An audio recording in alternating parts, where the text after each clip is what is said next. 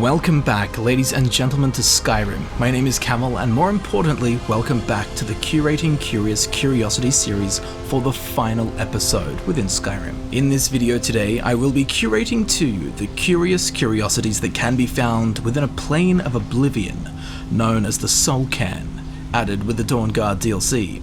Now before we get cracking, timestamps for each of the curiosities in this video can be found down in the description and in the comments.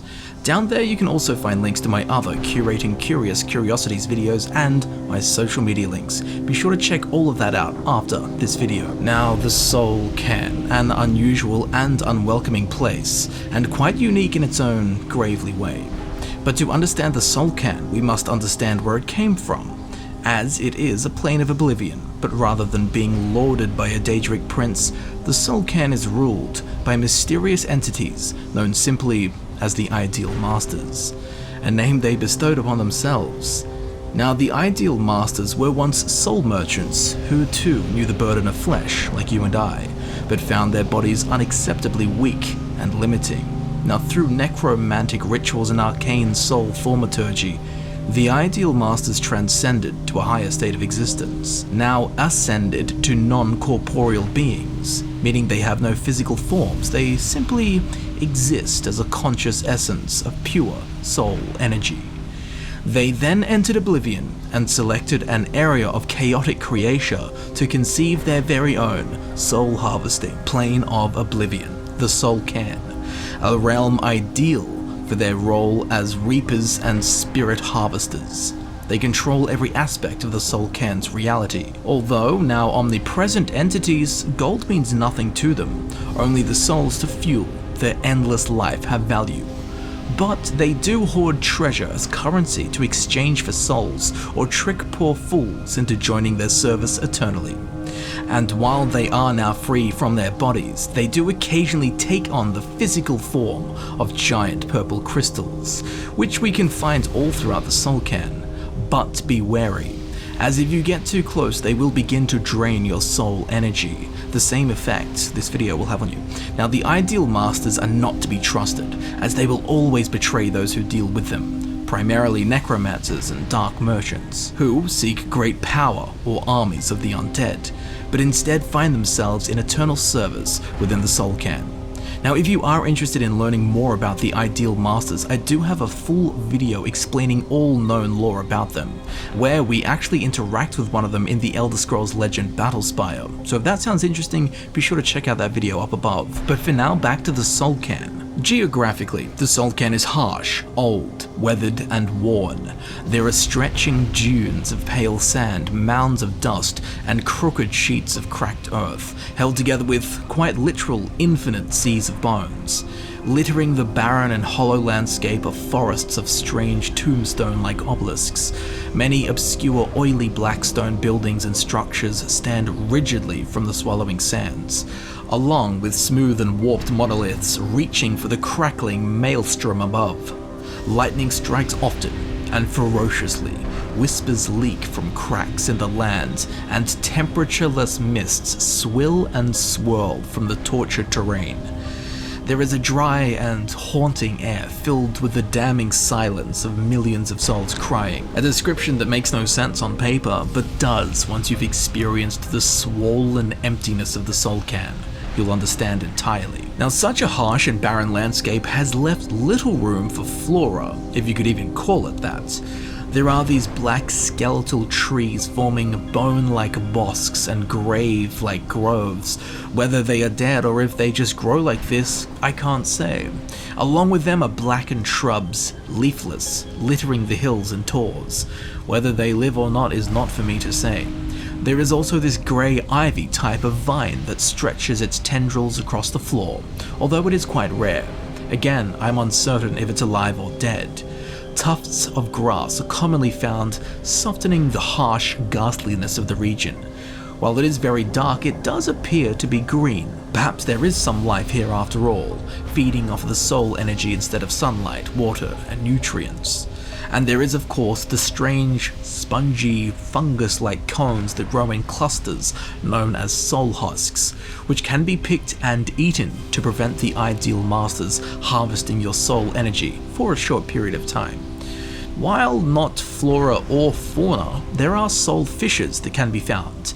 These are cracks in the dead soil, with soul energy leaking from beneath, with a ghostly trickle of desperate whispers spilling out into our ears. If we interact with one, it will fill the largest empty soul gem we have in our inventory, a very handy and righteous way to steal soul energy from the ideal masters. There are also soul wells. These are huge glowing craters, and if we stand in one, our health will be regenerated, but the energy within the well will be consumed and fade. Presumably, we are being healed by raw, untamed soul energy. Now onto the fauna. Quite simply, there is no fauna. There are, however, souls and undead. So, I don't know, ectofauna? Necrofauna? Yeah, we've got some of that. Now, when a soul is trapped within a black soul gem and its energy is used to power an enchantment, the remnant, the soul itself, is sent to the soul cairn. Now, black soul gems can capture the souls of humanoids, which are primarily the souls we find within the soul cairn, but they can also capture white souls. Therefore, it is within the lore to find the souls of non-humanoid creatures within the soul cairn. Interestingly, we find an endless amount of bones here, including mammoth skeletons and dragon skeletons even. I'm entirely unsure of how bones and skeletons end up within the soul cairn, considering souls are sent here and not bodies, especially dragon souls and their skeletons. The answers to such questions are not addressed by canon or noteworthy non-canon sources, so we're all equally in the dark in this regard. But along with the souls and the mysterious bones, we have undead servants of the realm, beings who pledge themselves into eternal service to the ideal masters. These take the form of mistmen, floating skeletal torsos, hovering on a violent breath of black mist. We also have bonemen, average skeletal warriors with stained black bones. There are also wrathmen, with their glowing purple bones and wearing the armor of ancient Nords, which is quite curious. There are also keepers, strange, towering creatures, with the flesh of a humanoid on their limbs, but in the place of a head is just a black foggy void with glowing eyes. We also have these things called whispering spirits. Now, they cannot be attacked, and they are not considered dead or alive. They also cannot be killed. They are quite simply just here, acting much like a wisp does, and I do believe they share the same model. They are just a purple version, but what exactly they actually are is unknown. Enemies will even sometimes chase them and try and attack them, which is actually rather amusing to watch, and in some rare cases it can be beneficial, as they will steal your foe's attention. There is also Valerica, a vampire, therefore undead, and Durnavir, an undead dragon, who pledged himself to the ideal masters in exchange for great power, but of course was tricked and is now trapped here eternally. And there might just be some other things in here, but we'll save those for later. The Soul Cairn is a location that can be very intense and overwhelming for most players, much like Blackreach. And while we can return to the Soul Cairn, we are only sent here once for a quest. And while we travel the plains, there is also no respite, there is no place to rest and heal. There is no map markers, there is no map. The landscape is obscure and confusing, making it near impossible to navigate. For this reason, most players get in and out as quickly as possible. But that is why I love it, as it's an area that beats you, rather than you beating it. For this reason, a lot of players have not fully explored the Soul Cairn and discovered all of its strange and wonderful secrets. But we're safe now, so come, take my hand as I curate to you the curious curiosities that can be found within the Soul Cairn. As we descend the stairs leading from Nirn into the Soul Cairn and make our way along the blurred path into the unknown, we'll see on our left the Black Bar Repository, a small square building made of a dark stone, much like all the other structures in here. At the base of the stairs that leads up, there is a soul standing, waiting it would seem, but for what? That's not known. If we make our way up to the sanded steps, we'll be met by black bars, sealing the room off from us. Now, there are two obelisk locks that stand clearly in sight on either side of the gateway, with their pulsing turquoise orbs floating in flirt, with two huge bolts of cobalt cloth flapping and ripping through the dry, hollow air. Now, to unlock the black bars, we must hit both of the orbs in each of the obelisk locks. The easiest way to do this is to use a bow and arrow, and if you didn't bring any, luck is on your side this day, as someone has left a bow and some arrows lying on the side of the platform for anyone to use, namely us in this scenario. We must deactivate both the orbs and the black bars will fall, opening the repository to us. And now that she's open, we may enter, where we'll find a chest at the back of the small room. Before we get to that though, at the very back there is a small window with a conjurer's draft and some skeletal remains, suggesting that someone tried to climb through the window, got stuck, and perished here. This may be the remains of the soul that stands guard outside. As we'll see throughout this journey, the wandering souls who actually died within the soul cairn tend to linger near their bodies. So again, it could very well have been this adventurer attempting to loot from the Black Bar repository. But back to the treasure. The chest contains loot that is of course randomly generated depending on your level, with a soul cairn twist of course, i.e. it will always have a soul gem with it. Next to the chest there is a soul gem holder with nothing other than a greater soul gem within it. On the ground in front of the chest there is a steel dagger of draining, an unused black soul gem, a very rare and valuable item, and in the middle there is a piece of paper. This is Jiub's Opus page 8. We won't read it now, but be sure to collect it for later on. All in all, a sweet little raid and plunder of one of the Ideal Master's treasuries, the Black Bar repository. And now our pockets are loaded, let's venture on to the next point of interest. Wandering on to the east, where in a short walk we'll find the Totem of the Antlered One. In a sunken thicket of gnarled trees, the ground blanketed with the brittle, bristled fingers of dead shrubs poking through the heavy haze. Here, a whispering spirit patrols the area, glancing and gliding around in merriment.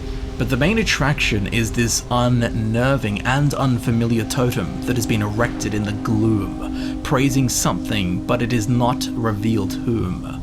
The base is a mound of bones and sinew, supporting the body of the totem. At the front is a soul gem holder with an empty black soul gem within it, likely left as an offering to who or whatever this Antlered One is. Now, if we approach this spot in an effort to collect the black soul gem, several Bonemen will rise from their resting places, ready to protect whatever this place is, so be sure to be wary of that. Now, the totem itself is primarily comprised of the vertebrae from the neck of a dragon skeleton, atop which is a humanoid skull. But what is most curious and notable, as I'm sure you've noticed, is the two antlers crowned atop the skull. Now, it could be that someone built this totem and got the skull and added antlers out of random bones and bits and pieces lying around. This is interesting if true, as this is the only pair of antlers in the entirety of the soul cairn. So that's a curiosity in itself. And given that there are no other antlers in here, I'm going to say it's entirely unlikely that these antlers were sourced from other bones here. Now, it could be that this is the skull of a creature that has a humanoid head and antlers. Following this thought, I did go through every single creature in the Elder Scrolls universe, and we have a few possibilities. There are two types of Daedra that have a humanoid head and antlers just like these. They are the Hern and the Morphoid Daedra. Aesthetically, this most certainly fits the shape of one of the skulls. Now, the problem with this is that when a Daedra dies, its physical form vanishes, entirely suggesting that it would leave no skeleton behind. And in all my years of playing the Elder Scrolls games, I have never once seen the skeletal remains of a Daedra. Not to say that it hasn't happened, but I can neither remember, conjure, nor find through research anything that suggests it's possible to end up with a Daedra skeleton. So, sadly, it would appear this skull with antlers does not belong to either of those creatures. There is a third option, however, that is much closer to home. This could in fact be the skull of a Bosma, a wood elf. There was once a time where early mortals were transforming from humanoid to animal to plant and back again, and somehow some of these animalistic traits stuck with the Bosma from their bestial stages before Ifri gave the Bosmeri people a stable form, post Green Pact of course. And guess what? It is actually within canon lore for Bosma, the Wood Elves, to potentially have antlers or horns. In the Elder Scrolls 3 Morrowind, we see a very subtle example of this, with skin-covered humps atop the forehead. In the Elder Scrolls Online, we see this in full swing, where a Bosmer may have rather large antlers, and also see examples of this in the Elder Scrolls Legends art. So it would seem that over time this trait was almost lost and been bred out of the Bosmeri gene pool. So this wouldn't be a modern day Bosmer, but we find some very ancient remains within the Soul Cairn, so this skull could very well be that of an ancient Bosmer, bearing this genetic trait of antlers, which are either due to transformations between humanoid, beast and plant, or some kind of hangover from a wild hunt transformation. Either way, whatever the cause is, it is entirely within the lore for this to be the skull of a Bosmer, and that is in fact the most likely option here. That or someone built this out of random bones, which again, they seem to have found the only 2 antlers within the Soul Cairn to do so, which makes me think that is not the case at all, though. So you take your pick, either way it's very interesting. Heading directly south from our last location, we'll come across the Crumbling Crypt, a structure that has definitely seen better days, along with everything else in this plane, as we can see with the fallen rooftop half buried in dust and bricks. Inside we'll find piles of bones and stone, a few shrubs and grass. There is a stack of slabs that is home to 2 soul gems, sitting atop a black slate.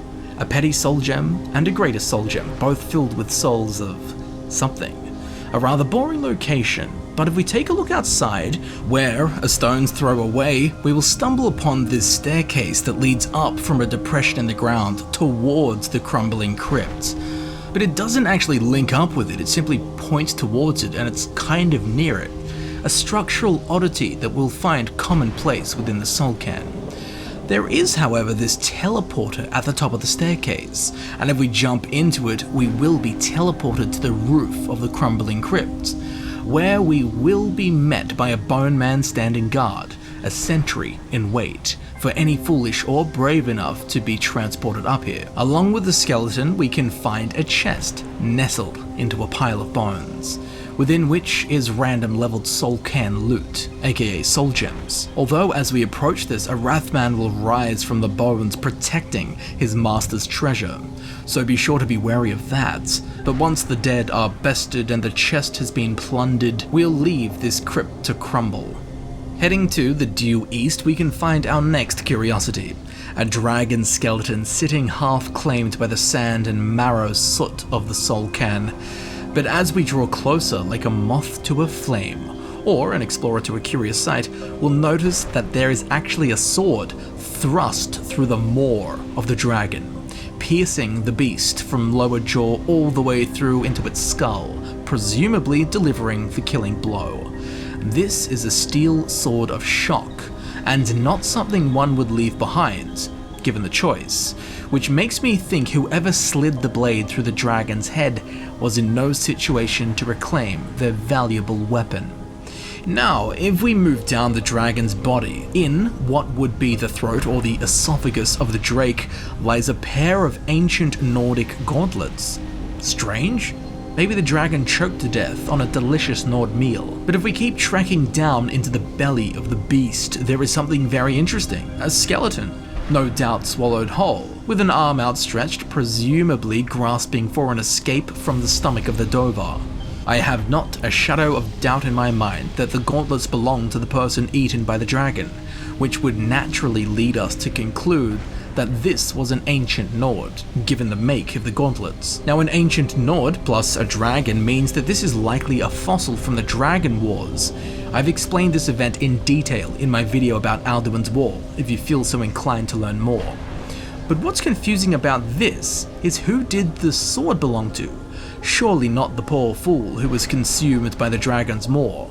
If this was the killing blow, which I do believe it to be, then the dragon would have been dead and unable to swallow this Nord. And if the sword was thrust how it is, there is no way a dragon could hope to gobble down a delicious Nordic snack. So I would be in my right mind to assume this Nord was eaten alive, and then his extra enraged buddy pierced this dragon's skull with one vehement strike, killing the beast for munching on his mate. Now, what events then led both of these corpses to find their way to the soul cairn? Now that I cannot explain. Nonetheless, a truly interesting find in the bleak barrenness of this desolate and dead desert. Now, making our way a hop, skip, and a step due east, we'll find our next curiosity, the Master's Harvest. Here we'll find a rather large fortification. While weathered, it's definitely in better condition when compared to some of the other structures we've seen around here. The only way into this walled building is through a tunnel illuminated by a pink light. Naturally, we're attracted to the pink tunnel and we must enter it, although it's a bit more barren than we'd like. This opens up into quite a tight courtyard where ruins, shrubs, and grass have made their home. Hiding in a pillared shelter, there is a soul crippled in defeat, sitting on the ground, exhausted. Now, it's never a good sign when you see a soul that's out of breath, but the explanation will all come to fruition in the coming minutes. From the courtyard, there is a staircase that leads up to a walkway that wraps around the upper levels of the complex. Midway around, we'll spot another soul in an even more concerning state, attempting to make shelter under a lazily stacked mound of black stone slabs, lying on their side, shaking, terrified, traumatized, unable to do anything but shiver in fear, attempting to find comfort in meekness, although this seems to be futile, or in this case, fetal. Traveling the walkway further, we'll descend to the third wall, where we'll meet a final stair that climbs high into the belfry. But no bells can be heard here. The only thing that rings is a sense of terror as we turn our gaze upwards, only to be met by an ideal master. Up here on the final platform, we'll find a third soul, hunched and shaken, unable to do anything but suffer. They either all have tax due, or the ideal masters have something to do with the mass agony infecting the local souls. Before we get to that, however, up here, right under the crystalline demigod, there is a chest which will contain a much beyond average collection of random level loot. Although be warned, it is guarded by the ideal master, who will begin to suck our soul energy as we begin our ascent up the black staircase. So make haste, there is no time to waste. Now, given that the ideal masters harvest soul energy to fuel their eternal life, I would be safe in concluding that this particular ideal master is in a constant state of soul sapping from these nearby souls. That's why they are literal husks of souls broken and submitted. No doubt the master is tormenting them beyond mortal comprehension, as they do and have done to all in their service for as long as time can recall. I think it is quite wise to get out of here as quickly as possible before we too are too weak to escape the eternal servitude the ideal masters long to lock us into. A short ways north, we'll stumble upon a shocking discovery, as someone before us also did. Here there is a large paved area with an obscure and unfamiliar altar at its center. I'm definitely getting a certain buzz about this place. It is small, but it's full of character, and a literal character. Some shallow steps lead to a small stone pile which has a pole of some sort rising from its core, behind which is a chest which will of course contain loot of the soul cairn kind and of the leveled and randomized variety. Be on guard, however, as it is to be expected, while we draw near to the loot, two Bonemen and a Wrathman will climb from the stacks of bones, ready to make us fight our way to the treasure. Something curious though, is the black scorch marks burnt into the lid of the chest. Perhaps there was a fire here? I'm unsure. But where my eyebrow raises is that the exploded skeletal remains scattered before the altar, with an arm outstretched and a greater soul gem sitting on the ground. Assumedly this person was holding it when they died. Splattered like a bug to the boot of an enraged entomophobic. But how did they die? It would appear to be the very same force that scorched the chest, as there are these same very dark and heavy blast marks on the surrounding bones. All the answers to this mystery lie within the altar. Well, actually it's no altar but rather a contraption. presumably engineered by the Ideal Masters. It's known as a lightning attractor, and while yes, it does attract the bolts from above, it serves a much more practical purpose too, as we can actually activate the soul gem holder at the base of the lightning rod. This will place a soul gem from our inventory within it. Once this action is performed, the heavens, or hells in this case, open up, and electricity strikes true, injecting its raw electrical power into the lightning attractor, and into the soul gem itself, it would seem. In a split second, the soul gem we placed within it will be transformed from a standard soul gem into a black soul gem. Of course, black soul gems are a much rarer and more valuable variant. Now this action can only be done once per lightning rod attractor, and even though after some time the lightning rod will come back up and stand tall once again, the soul gem conversion cannot be repeated. Nonetheless, it's worth doing. But what's interesting to me is what went wrong here? How did this person end up being struck by lightning? Maybe they held onto the soul gem while the ritual was in progress, and they ironically trapped their soul within the soul cairn, instead of converting their greater soul gem into a black soul gem. Although they do appear to have been a few steps backwards from the interactable lightning rod attractor. But whatever happened here, it most certainly sparked my interest. Making our way to the northwest, we'll be met by a huge wall that cuts through the soul cairn, a welcome landmark in this bewildering hellscape. But along with brick and weathered monolith, we'll find something else in the wall. A set of stairs that lead up to a site that naturally is igniting our curious nature, drawing us in for a closer inspection. Up here we'll find a window in the wall, clearly marked by two flapping bolts of tattered linen. There is also a soul standing idle, resting against the wall, which seems kind of boring, but to be fair, it's much better than being tortured by an Ideal Master. On the ground in front of the window pane lies a lesser soul gem filled with a soul. On the right-hand pedestal is a tome, the Book of Life and Service, authored by an unknown. The ranks of the blessed. Blessed are the Bonemen, for they serve without self in spirit forever. Blessed are the Mistmen, for they blend in the glory of the transcendent spirits. Blessed are the Wrathman, for they render their rage unto the ages. Blessed are the Masters, for they bridge the past and span the future. The Litany of Service. The Boneman's Oath. We die, we pray, to live, we serve. The Master's voice, you swore, to serve your Lord. A creepy tome that's reminiscent of the dialogue heard within the soul cairn in the Elder Scrolls Legend Battle Spire. And it's also a tome that we'll see more copies of throughout the soul cairn. On the left hand of this same pedestal is a malign aversion to fire, and a worn piece of parchment. This is Jiub's Opus page number 1. For now, we'll just collect it and read the whole series later on when we get all the pages. Now this window also gives us a glimpse into a small inlet which is on the other side of the wall, which we'll get to soon enough. But for now, we'll bid this soul farewell and take off with the Opus page. Walking to the west of here towards the main pathway, we'll find our next curiosity, the Hollow Tower.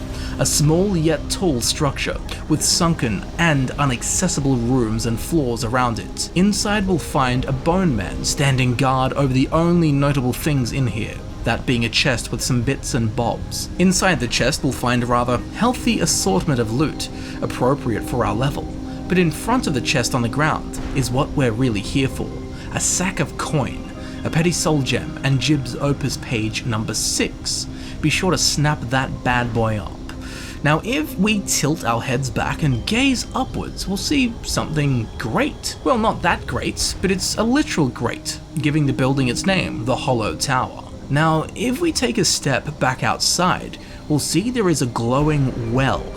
This is actually a teleporter. If we step into this, we will be transported to the roof of the Hollow Tower, where we can find a hidden treasure, only to be found by the avid adventurer. Luckily, there are no undead surprises lying in wait. On the ground, or in this case on the roof, we can find a lesser soul gem, and the same book we saw not long ago, the Book of Life and Service. And of course we have a chest, which will be home to an assortment of soul gems. Once we gather those, we'll have to parkour our way off the roof of the Hollow Tower and be on our merry way. our merry way to the far northwest, where we'll find a large walled corner of the plain with a gatehouse at its entrance. Up the stairs we trot into the extremely dark chamber, where there is not much of note at all. I mean, besides the chest, of course. Apart from that, the most notable thing in here is a pillar. And it might be holding up the roof, but it's not holding my interest. Of course, our good friend the chest will be home to 11 gold. Moving on and out of that antechamber of boredom, we'll enter the Master's Garden, a rather large and private section of the Soul Cairn, like an untamed macro Zen garden, minus the Zen. With each step we take on the timeless ghost soil, we'll hear the clattering of bones as Bonemen rise from the dead dirt and prepare to protect their master. At the center of the area are 2 soul wells. If you require healing, jump in them, of course. At the back, against the magical barrier, we can see a raised outlook, with an ideal master floating omnisciently above the highest platform. As you'd expect, we must be wary and swift while approaching the ideal master, as it will begin to siphon our soul energy when we draw near. Now, under the ideal master is what it truly guards, a chest filled with bountiful booty, randomized depending on your level, of course. On the cold stone floor at the base of the chest is a copper and sapphire circlet, a very valuable and light piece to scurry off with. But before we do that, we must also gather the piece of paper here. This is Jiub's Opus page 3. Once our pockets are stuffed and we have enough of a soul left, we gotta go, son, and leave this accursed corner of the Soul Cairn. Now we'll be heading back to the main pathway, and through the Great Wall, making our way to the northeast, where we'll find one of the few comforting curiosities within the Soul Cairn. As soon as we pass through the wall, on the eastern side of the path, we'll spy a dense cluster of small structures, with a soul pacing out the front. Now the soul is a guy named Morvin straoud, and we can actually talk to him, which naturally we'll do. Well, look what we have here. Someone with flesh on their bones. Sup, brother? Let's just say I sold something to a guy who turned out to work for a whole coven of necromancers. How in the name of Zenithar was I to know the ingredients were phony? Do I look like someone that would double-cross a necromancer? You got the rough end of the pineapple, man. You got it. Horse, wagon, and all. Plopped here without so much as a word. I used to be one of the best traders in High Rock, you know. Well, people would track me down just to see what I had for sale. Show us your wares, I've got coin. Very funny. And what exactly are you going to pay me with? Take a look around. Gold doesn't exactly win you any friends around here. You want something? A cobbler maybe, he can fix your soul. I'll tell you what. I appreciate what you're trying to do, so I'll play along. The only thing I see around here in abundance are soul husks. You know, those ugly fungus-looking things growing out of the ground. Bring me, say, 25 of them, and you can rummage through what was left on my cart. Fair enough, what's on the menu? Odds and ends I've gathered over the years. Well, used to gather, before all of this nonsense happened to me. Tell me what you're looking for, and maybe we can make a deal. If you have the husks. I don't have 25 soul husks, but I will. You still got it, Morvin. A salesman even beyond the end. Now, of course, we must go out and search the surrounding area, hunting down soul husks with our keen nose like a truffle pig. Or just use your eyes. Now, once we have 25 or more soul husks, we can head back to Morvin straoud and deal with him. Brought some soul husks? Or are you wasting my time? Yeah, sell to me, please. Well, I've been so busy, I don't know. What, are you kidding me? Now, we will be met with some choices here, but upon selecting one, we'll get a random level-appropriate item of that category. This won't stop your soul from getting ripped out, but at least you'll look good when your corpse hits the ground. As you can see, I selected heavy armor, and got this pair of gauntlets, which, considering they were exchanged for 25 soul husks, you know, some random and pretty worthless fungus, that's a pretty good deal. So be sure to collect soul husks when you see them, so you can trade them in for something more valuable and tangible from our new pal here, Morvin straoud. Now speaking of young Morvin straoud, he mentioned he was pulled here through some bad tidings with a group of necromancers. Interestingly, he appears to have been torn through with his cart of wares, which explains why he still has them with him. And because this is clearly the case, this leads us to believe that this skeleton here is his. As mentioned before, those who die within the soul cairn tend to stand near their bodies now that they're souls. On his corpse we can just find a bit of gold, nothing that interesting. But next to his wagon there are 2 barrels. Atop one of them is a piece of paper. This is Jiub's Opus page 10. We'll read it with the others later, but for now, let's take a look at the series of structures behind Morvin. In the middle stands a huge vault with glowing soul well on either side, the rigidity of the bricks catching the ghost light in a beautiful way. At the center of a small set of stairs that leads up to a doorway blocked by iron bars. As before, we must find and deactivate the 2 obelisk locks. To the left, we can see one up on the top of the wall, standing tall in front of the Gothic Acropolis. And to the right, there is one at ground level, both of which are quite easy to deactivate, which upon doing so will lower the bars and grant us access into the Iridescent Vault, within which is a large and primarily empty room, save for the chest resting in wait for someone to relieve it of its contents, which of course will be of the random leveled loot kind. Now back outside there is a strange staircase on the southern side of the courtyard that just leads up to a higher platform, at the end of which however is a glowing well, and it turns out this is actually a teleporter. When we enter it, we'll be transported onto the roof of the Iridescent Vault. Rather curiously though, there's nothing up here. At first we'll feel tricked, but from here we can actually jump down onto a lower rooftop on the northern side of the courtyard, where, tucked into the cloaking shadows cast by the small barbed roof, there is a chest which will contain a small handful of soul gems, one of which is black, very valuable. We can then hop our way back down to the cold stone floor and on with our curious adventure.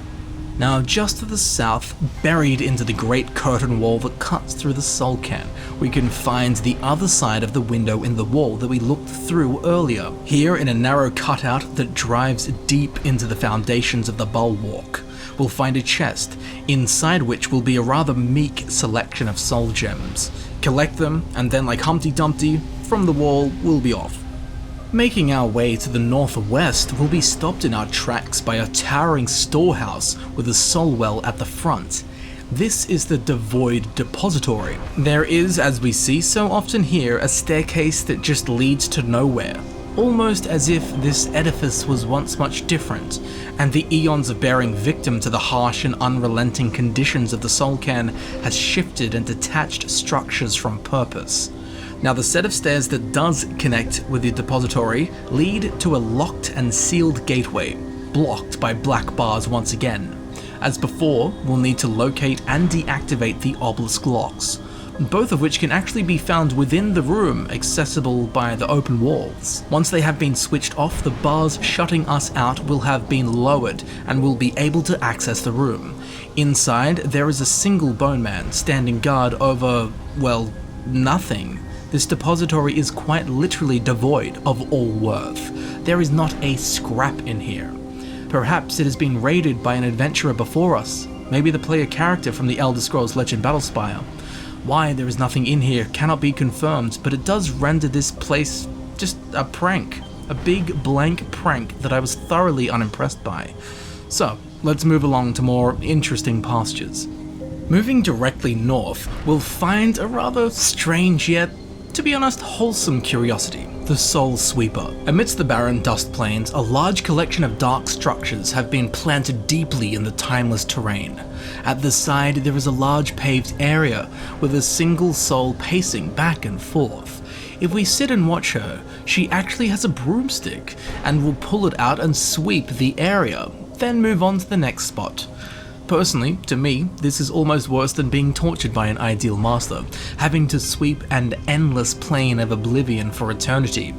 How exactly she got here, and with a broom, I don't know, perhaps she was a witch and brought her vehicle with her. One thing's for sure, she had a brush with death. But seriously, what is she doing?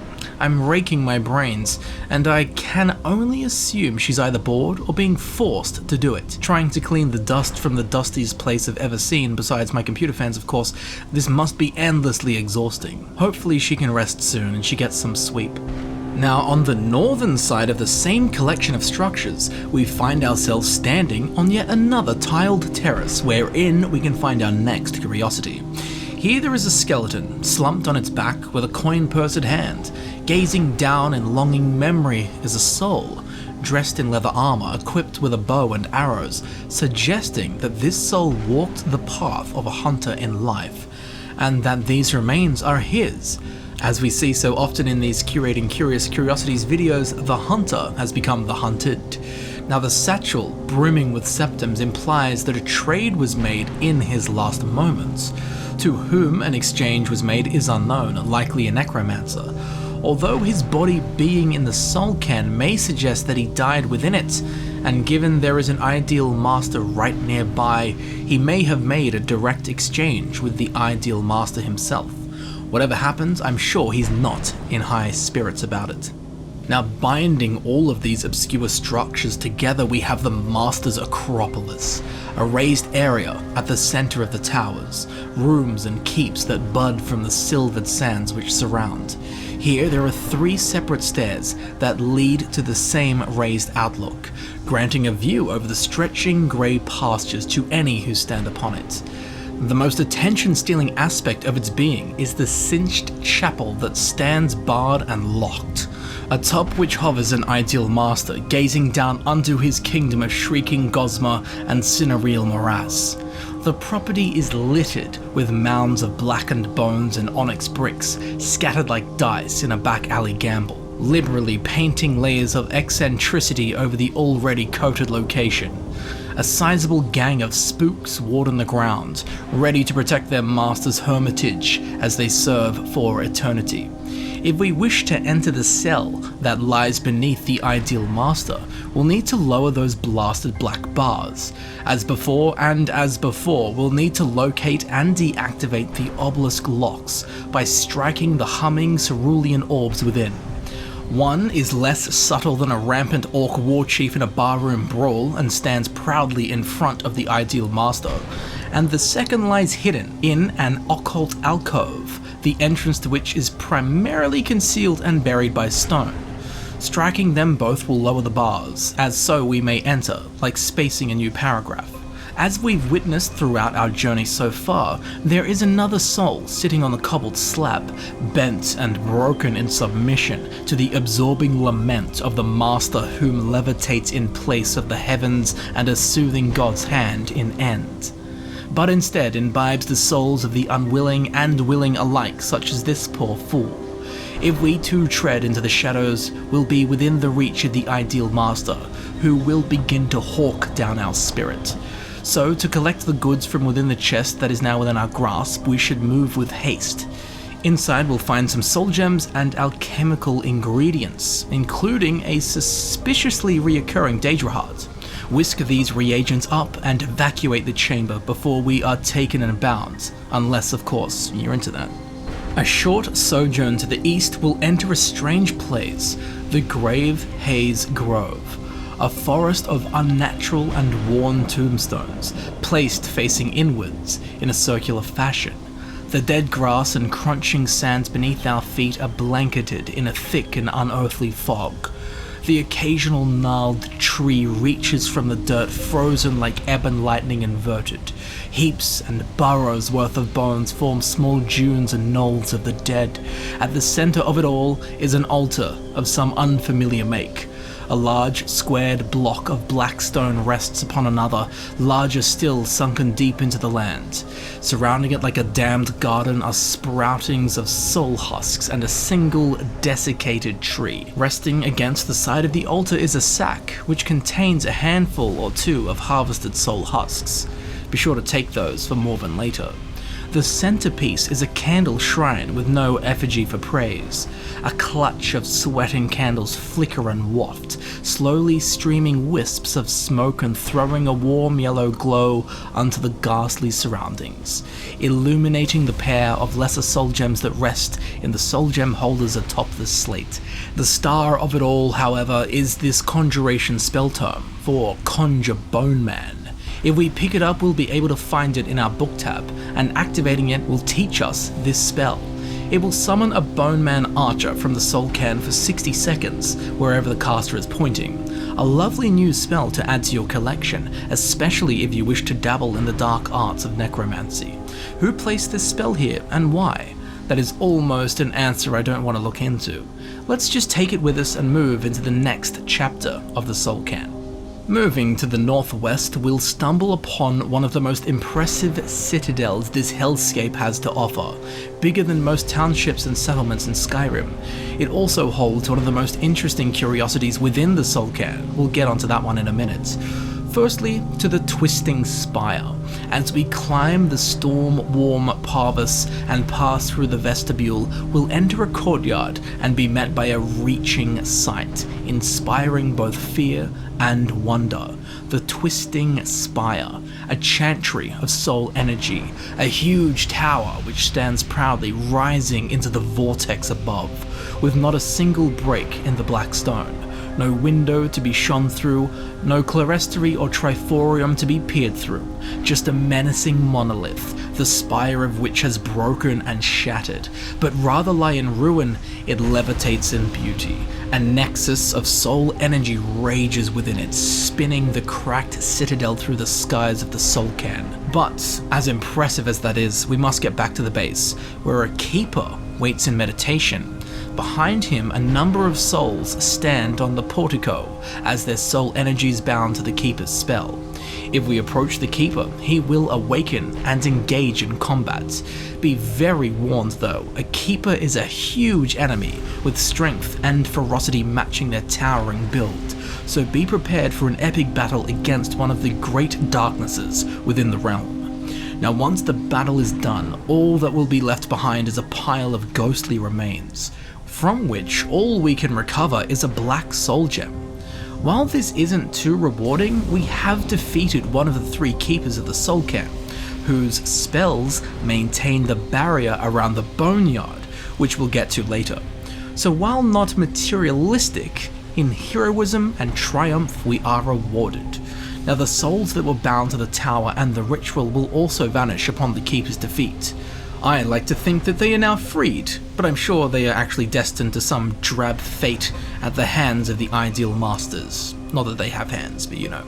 Now from here, if we move just to the southwest, we'll be met by Barred Gateway. Luckily, with our current knowledge of the soul cairn and the two very obvious obelisk locks, we now know what to do. Shoot the aquamarine orbs within both of them, and the bars will fall. Be wary of the undead that shall come charging with weapons drawn. Pushing through the archway, we'll come out to the Master's Terrace, a large and squared outdoor area peppered with bonemen, bones, tombstones, and of course, the very obvious and tyrannical drifting Ideal Master. Underneath him there is a chest, and as the driven explorer we are, we'll need to get our hands on that damned chest. Be warned though, because as we approach, the Ideal Master will begin to claim our soul and suck the energy from us, gobbling down spirit, glutenizing our very anima.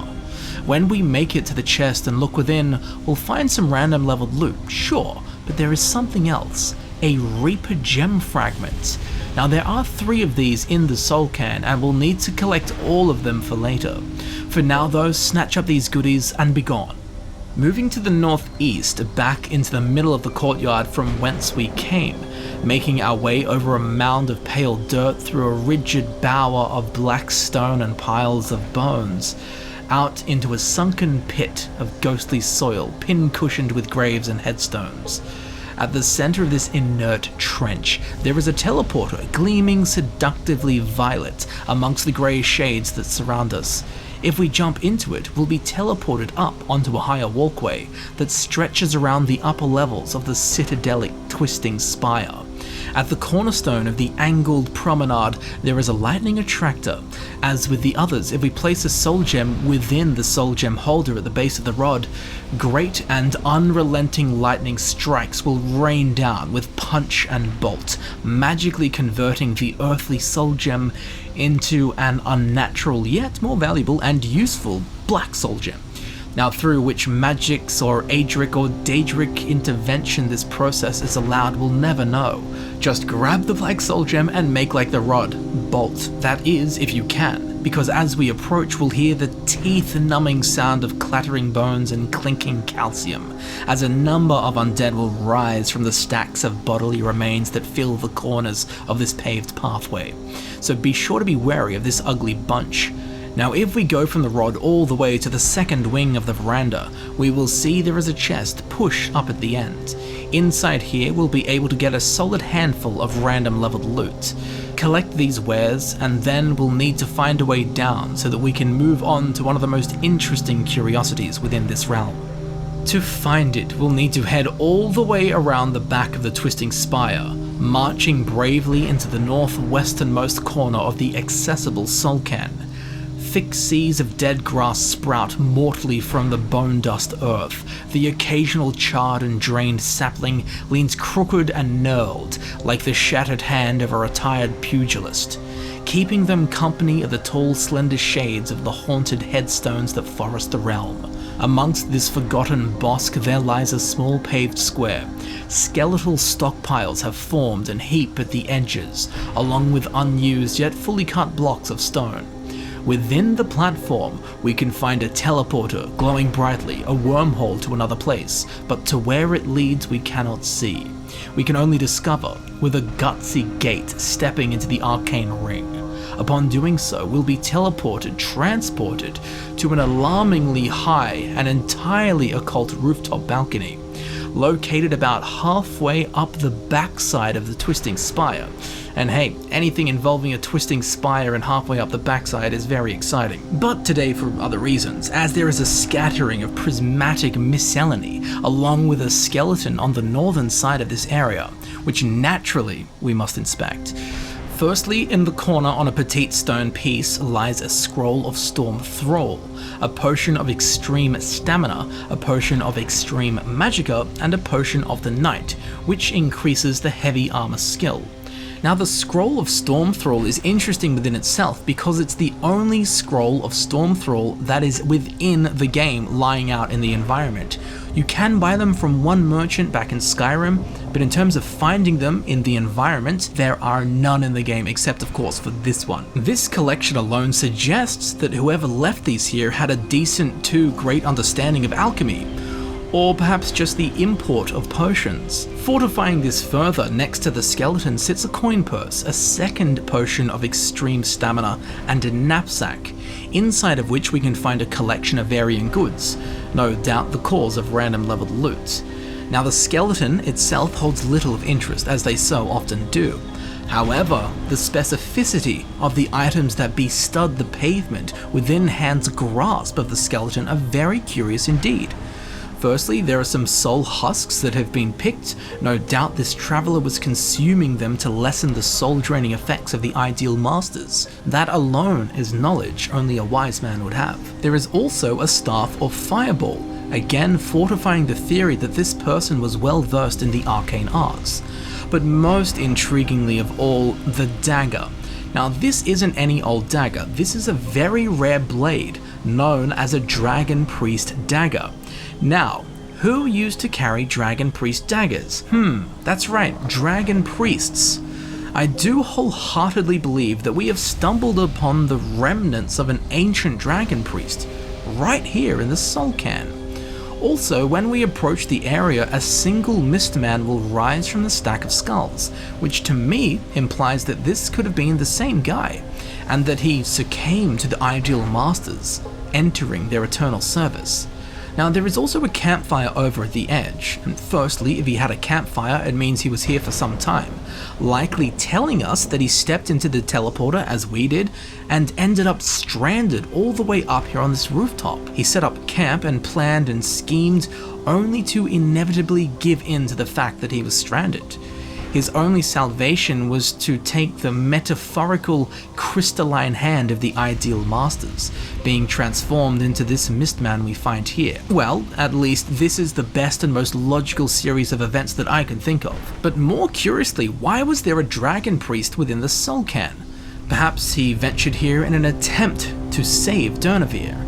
Maybe after the Dragon War, his powers were lost after Alduin's banishment, and he sought new power from new masters. There are many tales that we could weave as to why he's here, but we do know that he is here, a dragon priest within the Soul Cairn, destined to guard his own corpse, bound to eternal service of the ideal masters. Oh well, at least now that he's stuck on a rooftop, he's made it to the rank of High Priest. Migrating to the due east will leave the twisting spire and enter the empty plains of the Soul Cairn. But soon a titanic rectangular fortress will be in our path, decorated with the occasional window and barred door, crowned in crockets and sanctioned in spires. While it may seem to have many entries, there is only one that is not sealed by cold iron bars. The sallow trail that cuts through the dead kelp green meadow leads directly to the doorway we must enter. Now we climb the few steep stairs into the lightning-stricken labyrinth. While it may seem menial, and it is, I could not help but notice there is a nice little welcome rug just through the antechamber. Interior design is not what I would have expected from the ideal masters. But hey, maybe I'm wrong about them. Maybe they just rugged me the wrong way. But as we venture deeper into the Master's Maze, we'll be faced with twists and turns, holes that terminate in enemies that emanate from the floor. In the southwesternmost corner, we will find a room with a chest in it. Inside will be a lovely little sack full of loot for us to claim. Heading further into the dark, unlit tunnels, we'll eventually reach the center of the fortress, where there will be a Rathman standing at the ready. Next to him is a stone plinth with 2 harvested soul husks, and again, rather strangely, a Daedra heart. As I've explained in my video dedicated to the ideal masters, they do not seem to have any connection to the Daedra, so finding these excessively rare alchemical ingredients in any numbers within the Soul Cairn is nothing short of strange. Anyway, moving on to the eastern side of the labyrinth, we'll enter a hallway which has quadruple the thread count of the entry antechamber. There are a total of 4 beautiful rugs laid out rather lazily on the ground. Again, not what I expected, nor do I have an explanation for it, or as to why there are 5 rugs, the likes of which we haven't seen at all in the Soul Cairn, and they're all here in this one building. Well, we'll just step over these and move around the corner, and we'll see a single sack slumped against the back wall. Inside this sack, there are 7 harvested soul husks. Be sure to grab these so that we can trade them to our pally old chum Morvin straoud later on. Now, around to the right at the end of yet another hallway is a chest, although be careful as you approach because a Boneman will clatter his way from the burial mound around the chest. Inside it, however, there is a collection of soul gems. Harvest them. Now, moving back to the rugged hallway, following it through all the way to the northeasternmost corner of the Master's Maze, we'll find an open chamber with an iron-barred grate as a ceiling. It's a rather large room with one aspect that draws our eye, and that would be the teleporter at the core of the room's feng shui. Stepping into it, we'll be transported to the rooftop, where we'll find ourselves once again face to crystal face with an ideal master, who floats in a terrifying calmness overhead the maze he has made his home. Now, under the master, there is a chest, but even more excitingly, next to the chest on the ground, there is a lesser soul gem and a piece of parchment. This is Jiub's Opus page 9. We won't read it now, but be sure to grab it for later on. Now, as always, as we draw too close, the ideal master will feast upon our fervor, and we must be swift in our actions and escape its cabalistic tendrils. Before we depart from danger, be sure to loot the chest, as in here is the one and only soul essence gem. This is needed for the questline within the Soul Cairn, and will prevent the negative effects of our being within this realm of oblivion. Unless you are, of course, a vampire, in which case the soul essence gem will not be present, as you have no such need for it, as you are not living. Now, once all the goodies have been scooped up and salvaged, we will make haste in exiting this maze and the grips of its master. Journeying to the southeast of here, we'll come across a large chapel-like structure, marked clearly by huge onyx columns, proudly poised on either side of the thoroughfare, leading to the alluring amalgamation of substructures. Around the side, there are huge stone cubes buried deep beneath the soil, signs of a much greater web of lost and inaccessible tunnels. At the back, there is one of our old friends, the big old staircase that leads to absolutely nowhere. It would seem this was once attached to the core building, but over time and exposure to the silently warping sands of the Soul Cairn has broken away. This is interesting, however, as it reveals within the stomach of the black stone tens of thousands of bones, at very least endless corpses packed into the cold, oiled and umbral slabs. A mortuary of millions, a hecatomb hemorrhaged and bleeding bones into the hellscape. But now we will attempt to penetrate the Master's Catacomb gallery. This can be done at the front of the building, where we can find a crypt hatch that sinks below into the subterrane. Through here we'll find a long hallway, likely once a columbarium, a gallery for the enshrined urns swollen with ashes. 2 Bonemen stand guard, protecting their alley of despondency. But soon enough we'll start to head back up, and we'll come out into a huge open room. But be warned, as this is the Catacomb gallery of an ideal master.